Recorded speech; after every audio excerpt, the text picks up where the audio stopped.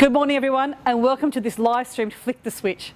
Today's event will be led by you, the men and women of Ipswich.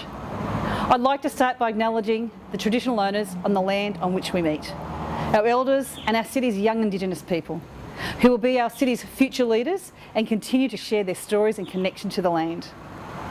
On behalf of your council, we're excited to host this first ever Flick the Switch this year in partnership with IAC, the Ipswich Youth Advisory Council. I'm looking forward to hearing from you and all of our panellists on important topics, including mental health, diversity and acceptance, and employment and transitions to independence. I've always been a big supporter of the work IAC does for our city and its young people. My daughter Gabriella was a former member of IAC 9 years ago, so I've seen firsthand how members of the group are able to harness their passion and enthusiasm into meaningful work that not only provides a strong voice for the young people in our city today, but also create opportunities into the future. Flick the Switch will build on IAC's work, providing an opportunity for you and your peers to discuss the issues which matter to you. Today's panel discussions form part of Council's official launch of our policy for children, young people and families, which coincides with National Children's Week. This new policy demonstrates our commitment to engage with people of all ages, working together to make Ipswich a more child, youth and family-friendly city. Giving young people a seat at the table and including you in conversations with community leaders and services is vital for our city's future success. And it's forums like these which put the policy into practice. When it comes to the issues that affect you most, there's never been a more critical time to work together. COVID-19 is the reason we're holding this event virtually today, and it's had a huge impact on all of our lives this year.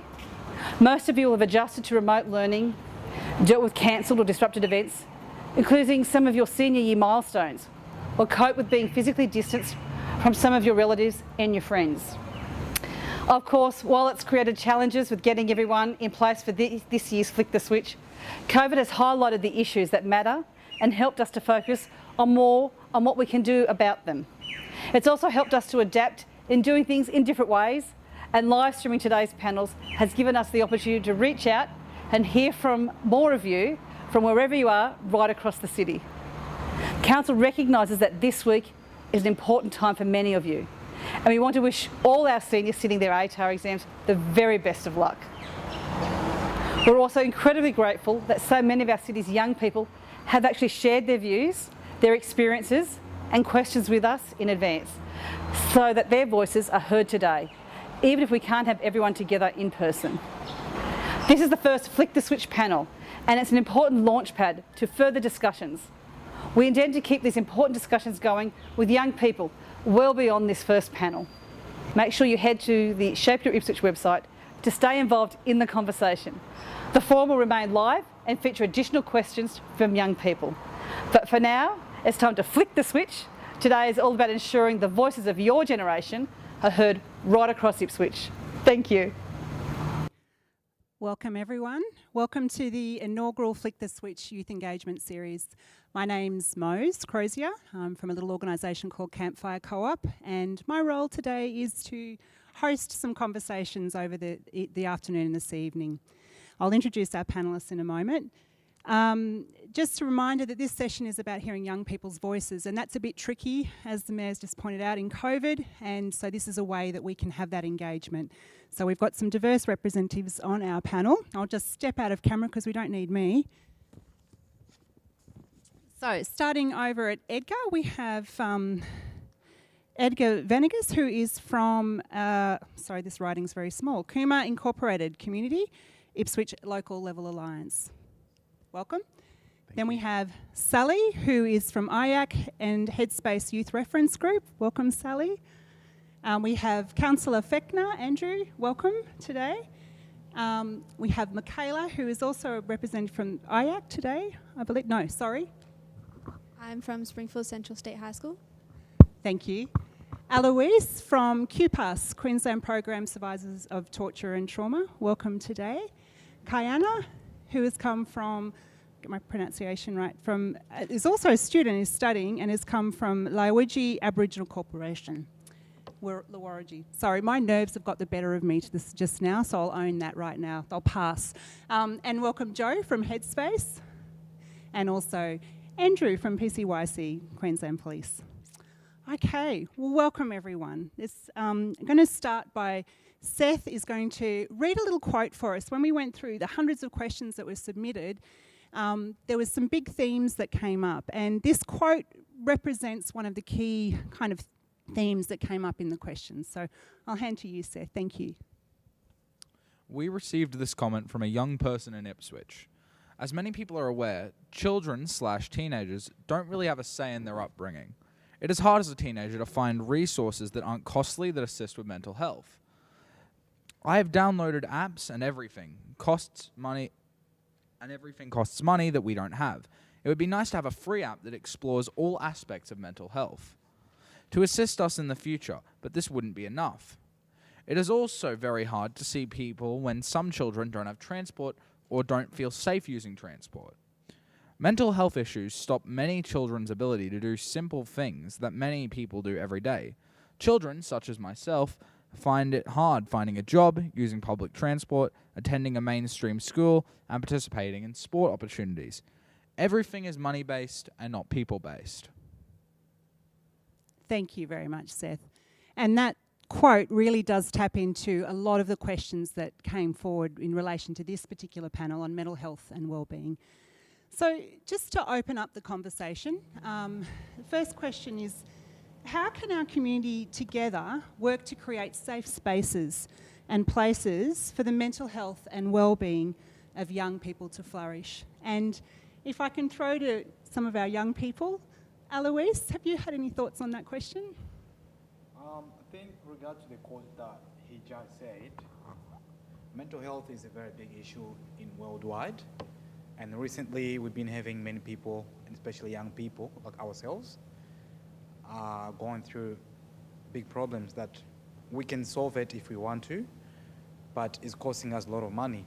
So the only way we can work together to solve the mental health problem in a community is seeing how we can support young people by giving them a job, counseling, and making sure they're getting health, fitness, and every single thing, because that's the other way of how we can help them come good, I think. Yeah.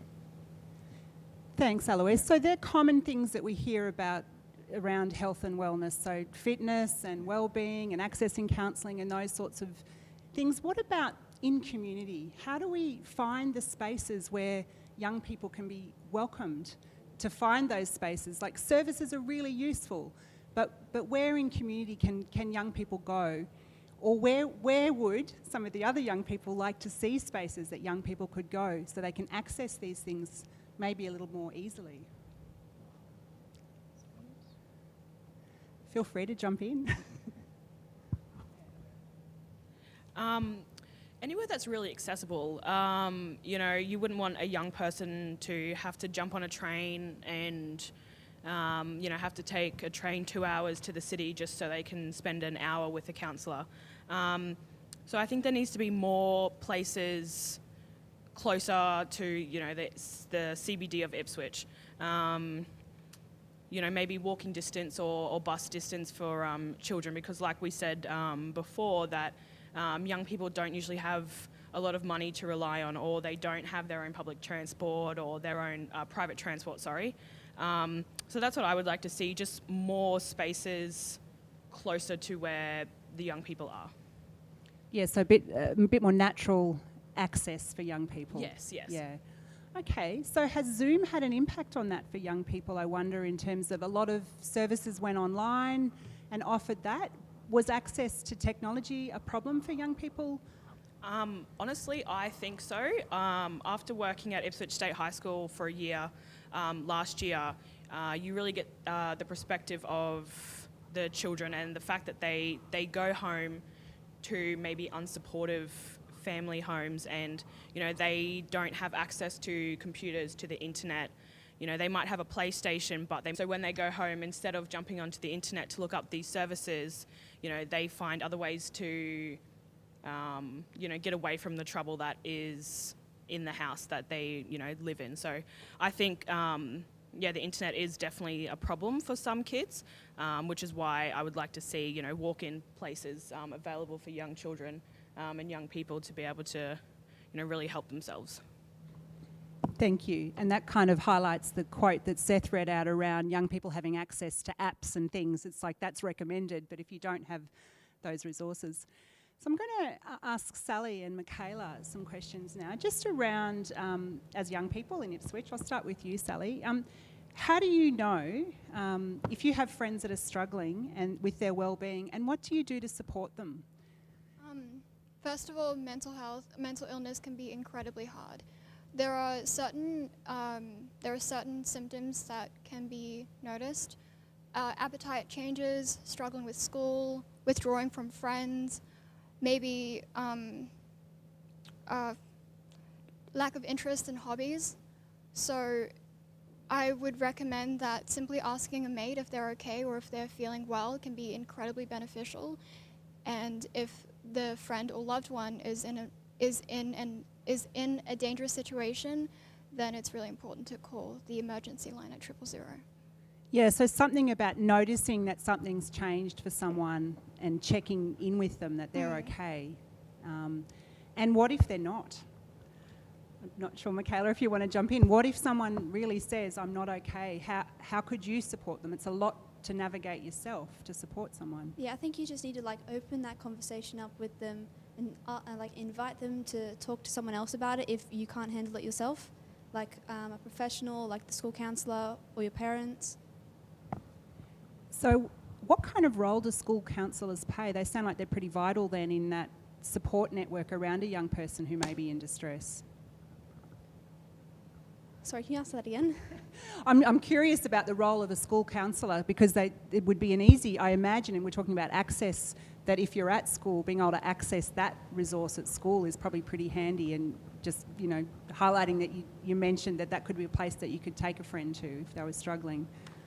Yeah, I haven't actually been to a school counsellor before, but I think it's a great place to go so you can talk about your issues and what's going on, and yeah. Great. Sally? I wanted to add on that sometimes distracting a friend by making jokes or inviting them to maybe play games or to do an activity can really alleviate their stress because, it takes their mind off what they're going through. And it's really important to bond. I'm having trouble hearing over the air conditioning. So you were talking about distracting as a way to support people? Yeah, simply by asking them if they want to play a game or if they just want to watch some YouTube videos together. Simply by taking their mind off the topic itself can be highly beneficial. Great. So just in between questions, I just want to take a moment to acknowledge our watch parties. So there are a few little watch parties that are watching right now. So we've got Ipswich State High School. Big shout out. I hope the room's cheering. We can't hear you, so we don't know. Redbank Plains State High School. Welcome. Bremer State High. Hello. YMCA Springfield Lakes Community Centre. I hope you're all cheering from the other end. Headspace Youth Reference Group. And Redbank Plains Community Centre and Youth Hub. So welcome to you all watching from afar. If you have any questions, you can be writing into your responses on YouTube and they will be collated. We won't get to address them today because we've pre-collected questions, but they will be taken and recorded. So keep an eye on that. So I'm just wondering, do any other panellists want to respond to some of those questions about spaces for young people that support mental health and wellbeing?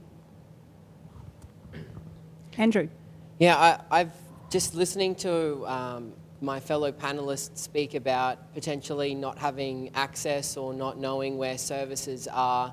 I think that young people in our community need a central place where they can go for reliable information. I don't think Ipswich is necessarily lacking in organisations to help young people and to help people who are suffering from a bad time with their mental health as such, but lots of people may not know where to find that information. So I think accessibility is a big question because, as a young person, it can be daunting if you don't have access to the internet, or if you do, how do you know what's reliable and what's not? So I guess the conversation needs to start at schools, and we spoke about school counsellors here this morning. But that's not to say that you can't ask your favourite teacher or someone that you trust and and have a relationship with to help you to identify places where you can go to seek further help. So I think that accessibility, it's a question about how do you know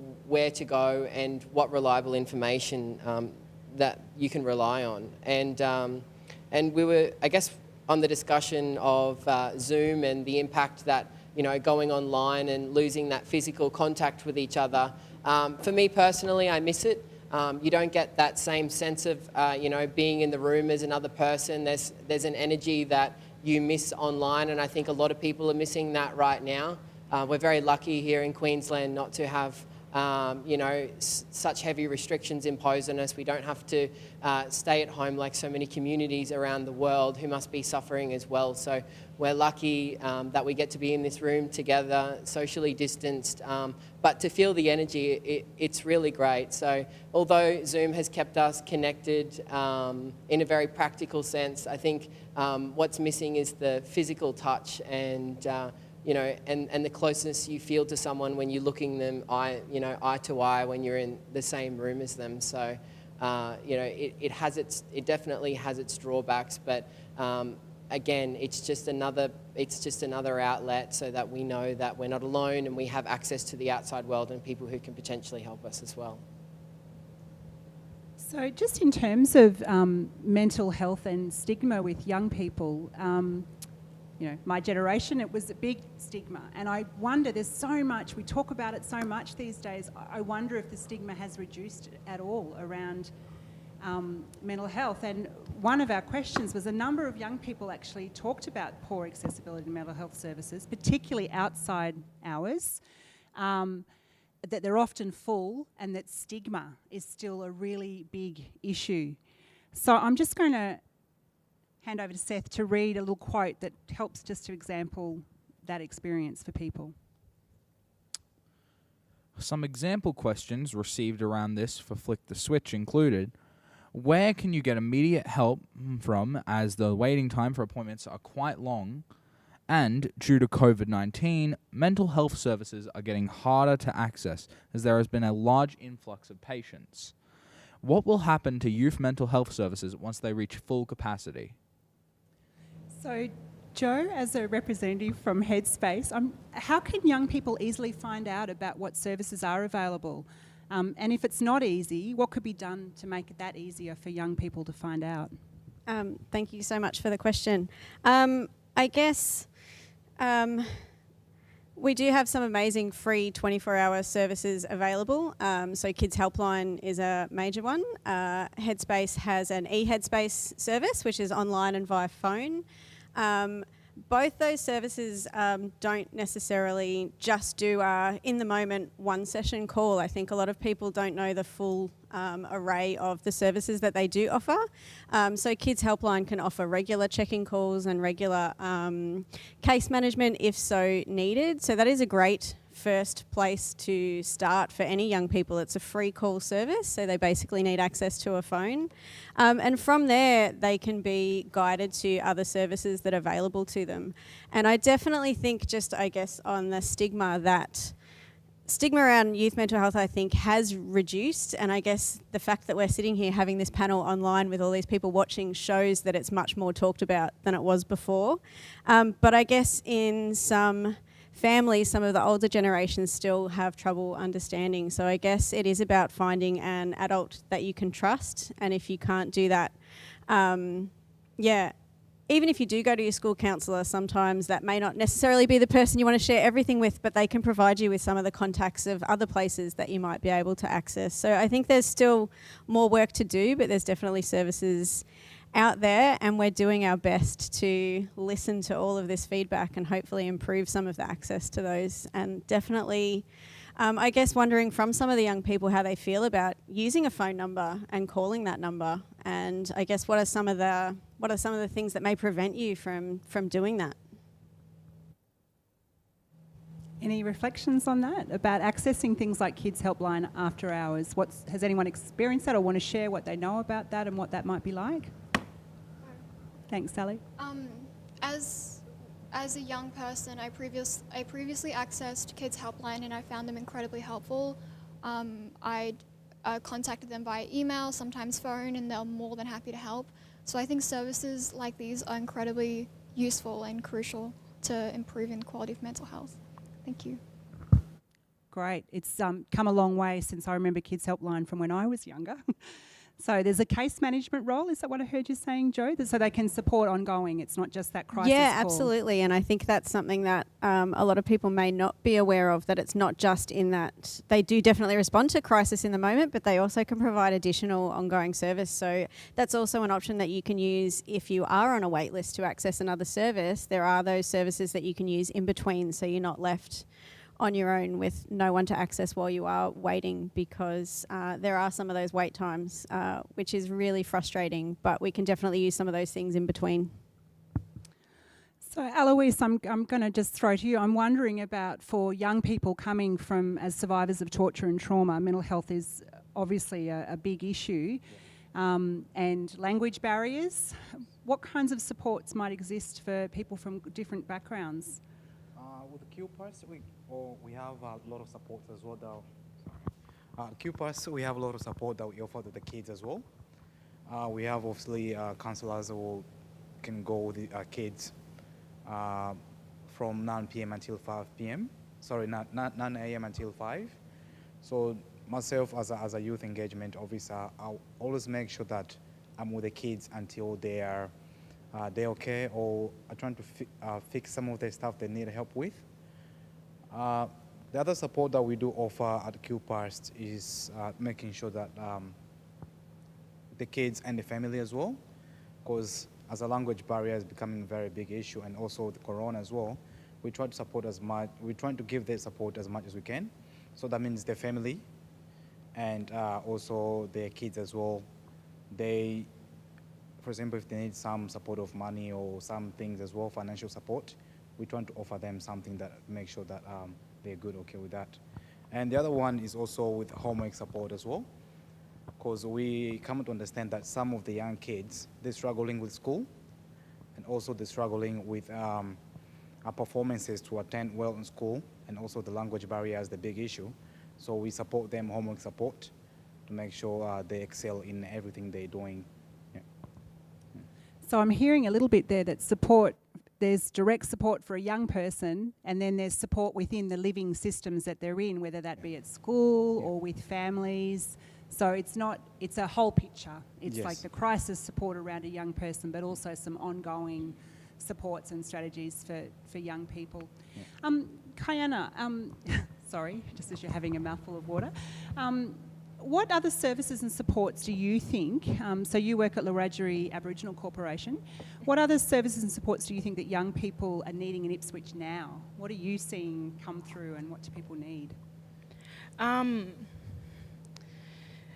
think it's just like a broad mental health service. You're just somewhere that they can go where they feel safe. You have some mental health services where you walk into the reception and the first person you talk to is a bit mean. Kids aren't going to want to keep going there if the first person that they see is rude to them. But I do just want to add, just as a whole, that it's not embarrassing to ask for help. I know when I was younger, I was really embarrassed. I didn't want to ask for help, but ask anyone. Ask your teacher, ask your friend, ask your principal. These people care about you, and they want to help. And if your friend comes to you and says, "Hey, I'm feeling sad," help them. Don't just laugh at them and say, "Aha, that sucks for you." So yeah, that's just what I personally believe. With Wiradjuri, if a young person comes in and says, "Hey, my mum and dad aren't very nice, can you help me?" We will, refer you off to someone like Joe or, other organisations around that are able to help. There's always someone that is going to be able to help you. So don't think that you're alone and, no one's there to help, because we are always there to help you. I really love that. There's something in that about the skill of being able to ask for help. And And yeah, what a gift when someone does ask you for help and what a relief to be able to ask for help. Andrew, did you want to make a comment? Yeah, can I just add to that? I think in my work with Queensland Police, I've been quite pleasantly surprised with the amount of support services that are actually here in Ipswich. But saying that, we probably don't do such a good job at promoting who we are and what we do. Me and some other panel members go to interagency meetings, and the numbers that I see that go to those interagency meetings, be it from government, non-government, the private sector, not-for-profit, has increased rapidly, certainly in my time in Ipswich. And these people are really keen and motivated to help the youth of Ipswich. But we probably just don't do a good enough job in promoting it. And that leads us back to where we talked about before about how do young people access these services, which is always going to be a challenge. And I think we need to be better at that. So it's a great thing that an interagency forum exists, and are young people part of the conversation? And I guess that's what part of today is about, is bringing young people more actively into those conversations. So Edgar, I did a terrible job of introducing you, so my nerves have calmed down now. You work in a lot of spaces with young people around Ipswich. So a question for you might want to share a little bit more. What opportunities have you identified in your work within the community and the local sector for young people? I think one of the things that's important is being more present, like Andrew was saying, with young people. There's a lot of services, and I have the opportunity to run one of those network interagency type meetings, and I think it's so important that we do step out a little bit more and introduce ourselves to young people. There is a lot of organisations that support young people, but also families across the board, from mental health and wellbeing. And I think one of the things we're working towards, and this is great that we can hear your feedback, is how do we become more present and more available with that information out in community, so we don't keep that to ourselves and kind of, at the moment, sometimes we do wait in our offices to get a referral from somewhere and hear from the issues that we get. But one of the things that I've been hearing is, how do we make sure that we put a human face to it, that we're not just on the internet or on a brochure, but there is a human face to the service and support that is available, which is there, but we need to, like Andrew said, get better in providing that information more in a human aspect, so it becomes more approachable. And I think going back to Kiana's point about if the receptionist is mean to you on arrival, it's like that can be the moment you turn around, you finally got the courage to go and get help, and then you have that experience. So what are the barriers? Like, what are the real barriers for you? So we talked about transport, but what are the other barriers? Things like that it can make a difference to a young person accessing. So they see your brochure, they finally go, yes, I'm going in, I'm going to do it. What next? Kiana? So just about what you were saying with the barriers, I think, and what Edgar was saying with how we can be more present, a lot of things, anxiety is a very big thing within young people, and I think what needs to happen is, somewhere where they can text instead of calling, because I know how hard it is to pick up a phone and call. Maybe an email or something where it's able to be not face-to-face, you don't have to hear me talk, it's more so I can text you and you can text back and you can tell me it's okay via text. Because I know that, I've got 5 younger sisters and they would all prefer to be on their phone than to be talking to someone face-to-face. And yeah, working at the high school, all the kids, they all have a phone. They're all on their phone all the time. But as soon as they have to call and do something, that's where their nerves hit and that's where anxiety hits hard. So I think if there's online things that you can do, or like I said, even text or a free call number where they can just call and say, hey, I'm really nervous. Can you just talk? And can you not expect a response from me? Something like that, I think, would really benefit young people with the anxiety disorders and depression as well. Michaela and Sally, I'm just wondering if you have any ideas about the barriers that young people face in accessing mental health services. I just wanted to say that Kiana made some excellent points about people being reluctant to get help after they've had one bad experience. Seeking help can be an incredibly vulnerable experience. The first step is always the hardest, and I think that we should aim to all be empathetic and more kind to people, because it's not easy admitting that there are issues at home or with school. So that's my piece. Thank you. Yeah, I think just being afraid is such a big problem, like being afraid of what the other people are going to say and if they're going to judge you or if they're going to just accept you. If we create like an environment where people can go and feel like they can open up without feeling like they'll have to be judged, because I think so many young people don't want to reach out because they don't want to be judged by the people around them or just the person who's going to answer. Yeah, so that really vulnerable space of asking for help, fear of judgment, and then if you get a bad experience, how do you then go again when you're vulnerable again? Any other reflections from service providers? What work have you done to overcome some of the barriers that young people might have in accessing services? So I guess I just want to acknowledge how difficult it is to ask for help. And I guess the goal is to 100% of the time for services to provide an amazing service and give you that space to be able to do that. But I do encourage young people and older people alike that if you don't get that on the first instance, I guess that's not a reflection on you, and I would encourage everyone to continue to seek help. And I guess it's kind of like, I don't know, trying on hats. The first one doesn't always fit. You got to try the next one, and sometimes that is the case with mental health. One particular service may not be exactly right for you, but don't give up and keep seeking that support.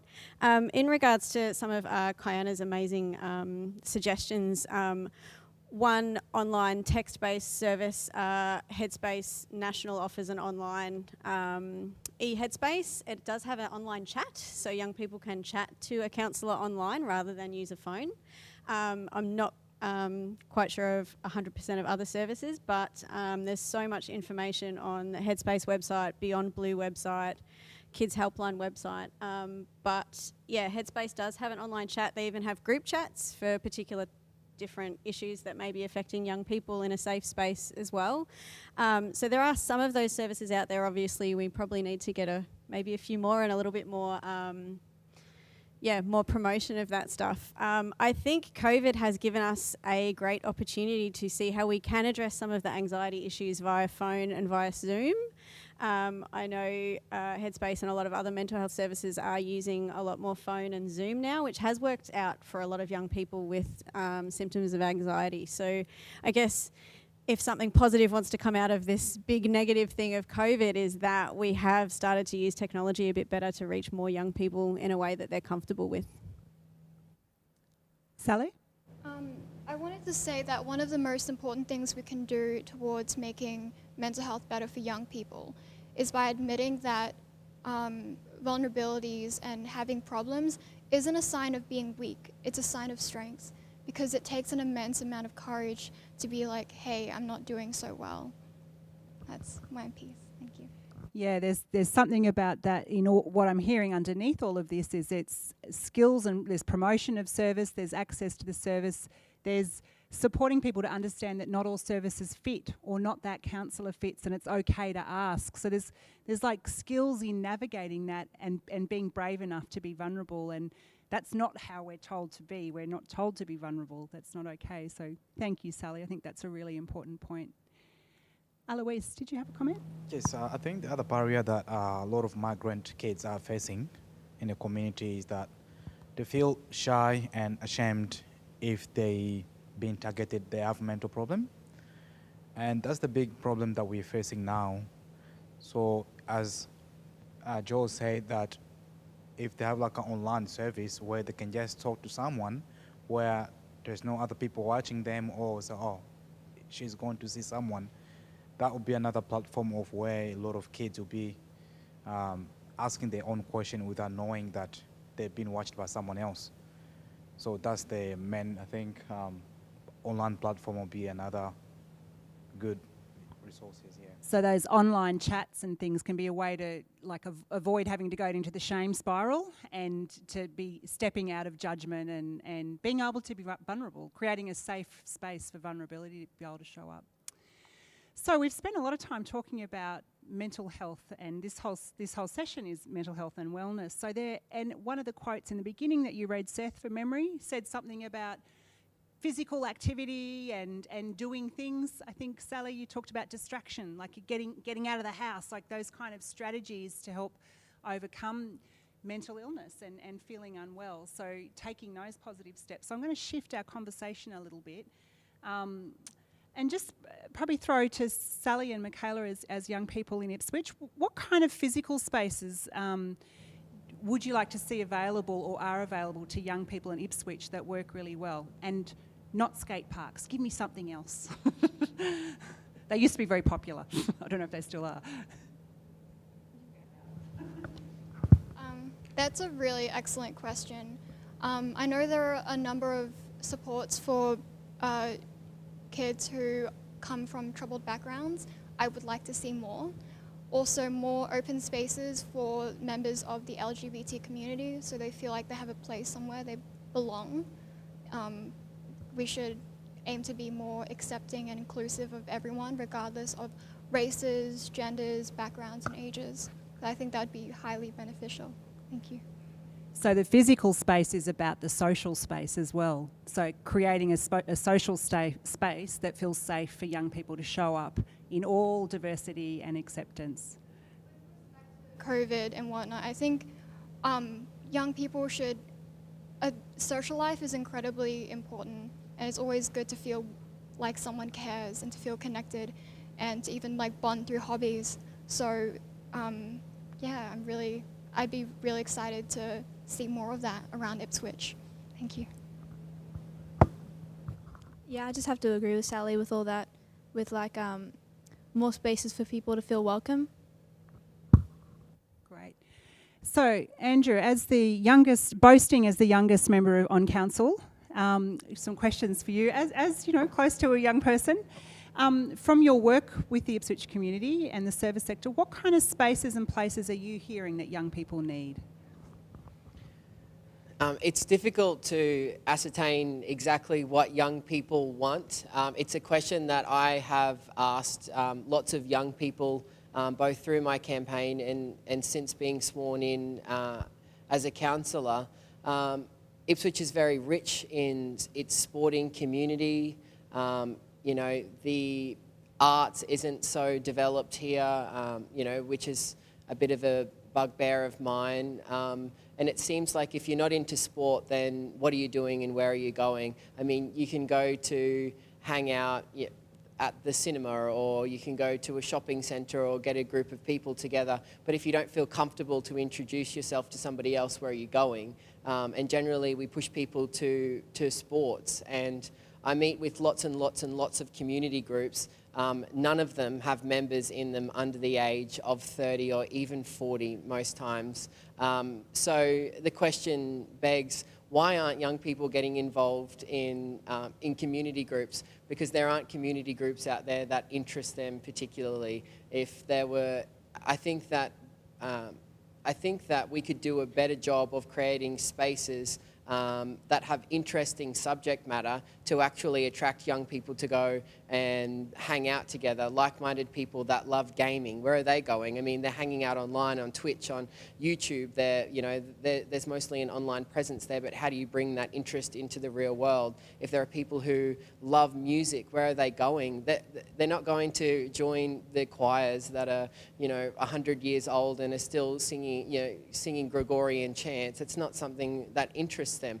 What opportunities and activities are we offering young people that they're genuinely interested in to get them out? So council has, lots of community spaces, but not much for young people going on in them. And I think that that's the biggest letdown for young people in our community. We're disconnected. We're forced to go online to explore our interests and live vicariously through YouTubers and Twitch streamers, because in the real world, when you walk out into your community here, what do you get?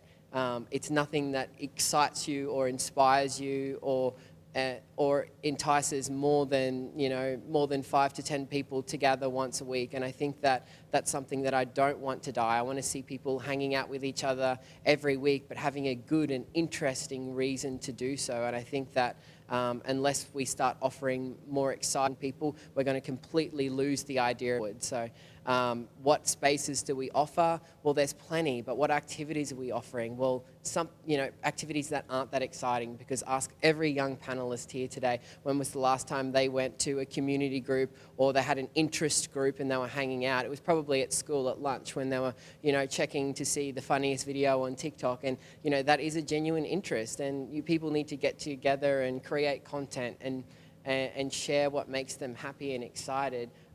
So to offer something like that would definitely be a dream come true for young people, and we wouldn't have to keep asking them over and over again, what do young people want? What do you think they want? Well, they just want something that's fun and interesting, and if it's good enough, they'll go to it, and that's simply what it is. It actually sounds very simple, and I'm curious about your comments about there's so much that exists already in community. What is it about those spaces that are not welcoming for young people? Is it the receptionist? Like as a metaphor, it's like, why can't people get into these things? How are they received? So I think there's two issues in that. It's like how to make existing groups welcoming and how to embolden young people to create the groups that they really want to have. Precisely, yep. Any reflections or thoughts from anyone about that? Sally? As someone who struggles with socialising, I'm not a pro athlete, I'm not a straight A student. I think taking the first move to maybe go to an art club or something book related. I would say in order to make the environment more welcome, I think we should just let people be who they are. If they don't want to talk with everyone or socialise, they shouldn't be forced to, because that occurs a lot in school, where teachers put kids on a project and make them talk to each other, but it's really hard for the quiet person to speak up. So I think we should definitely change our approach to creating clubs and in fact, be welcoming and be welcoming and accepting of everyone. They don't have to talk if they don't want to. They don't have to do anything they feel forced to. That's it. Thank you. Yeah, I agree. I think sometimes working in community or professionals, we try and dictate what activities young people need because that's what we did or we've done. And sometimes it's about allowing the young people to be, if they don't want to come to somewhere, that's fine. But I was just going to say this is a great opportunity for anyone from the schools that want to contribute with some ideas about the places that we do have, what can we have new. I know there's libraries, community centres, but what can we evolve it to make it more youth appropriate and more attractive for young people to use those spaces if they want to. I think it is time that we evolve as a young city and we can contribute. And so I encourage if the schools are watching and some of the like YMCA with their youth group, that they can contribute with some ideas to help us to work together to put some of these things in place. Great, thank you. So I think we've got time just for one more little space of reflection. So Seth, in the hot chair, do you mind reading the last question? Sure. The youth shape our society's future. My question is simple. How can we create effective learning/leadership programs that appeal to the youth and place facilities such as a performing arts/music facility for the public to use? Can we create appealing programs and facilities that broaden skill sets and qualify the youth for the better?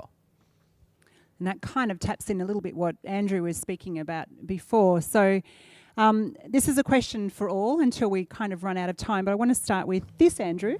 What creative spaces are available to young people to develop their leadership, self-help skills and creativity, and how does that show up in your work? So it's interesting. So the program that I run for Queensland Police is very much adventure-based learning. So there's a lot of science behind how young people engage and how, getting out of the classroom and out of your home, and doing an activity that promotes self-esteem. It builds leadership skills, and a host of other things. And I think there's a lot of programs out there that do that.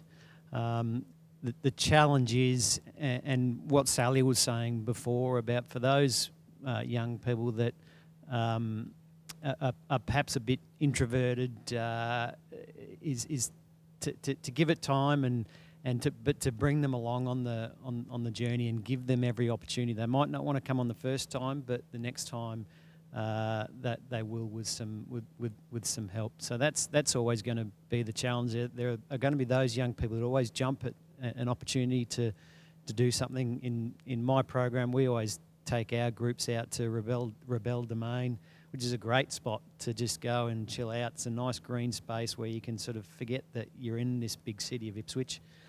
Or we go out kayaking or canoeing out at Fernvale. So there's lots of really nice spots around Ipswich that young people can engage with and just forget about those troubles that they're having at home for an hour or two, and go and have some fun and burn off some of that excess energy that they might have.